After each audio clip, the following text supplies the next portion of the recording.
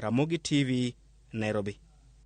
Siasa mag counties kata weche mag dongruok mag counties weche mag somo. Governor Uasin Gishu Jonathan B okwayo horuok e kind jonyuol kod jopuonjre mane manyo thuolo mag somo e piny Finland ka nonro dhi nyime. B okwayo jonyuol mondo oyienegi gitim nonro mowinjore e wi mibadhi mosekwako chenro mar tero jopuonjre e pinje maoko. Olero ni oko jwang'o jomosebedo ka chwalo ne tend county nong'ur kendo medo ni gintiere kod ratiro mar bandho omenda gi. Jalup Governor ma Uasin Gishu John Baroroto wacho ni gibiro neno ni jopuonjre manochudo ochopo lekgi mar somo e pinje maoko. Bi kwayo horuok e kinde ma anyuola jopuonjre go nyocho singo mar medo ng'anyo e dho apis ma county ma Uasin Gishu mondo duoknegi omenda gi.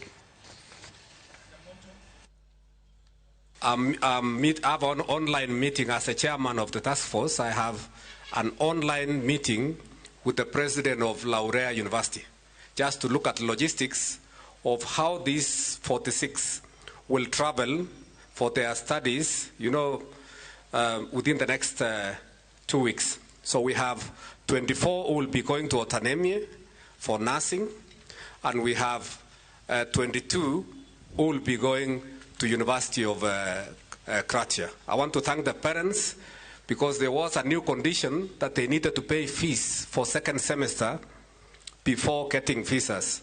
And the parents organized themselves, paid fees, and that is why they have gotten the visas. The first semester fees were already paid by the program. Wale ambao wanalia tulikutana nao juzi, kweli ukiona, we feel for them.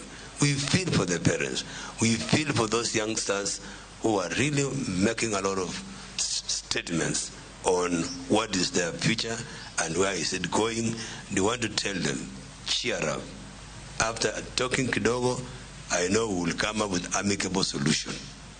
Let us sober up, hoping that all things will work well for us. Alafu miujiza, while there is that kelele kidogo, visa inaendelea kukuja sasa.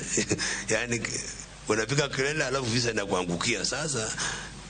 Tunataka tuseme tufumulie tu kidogo. Mimi naona kuna matumaini kule mbele.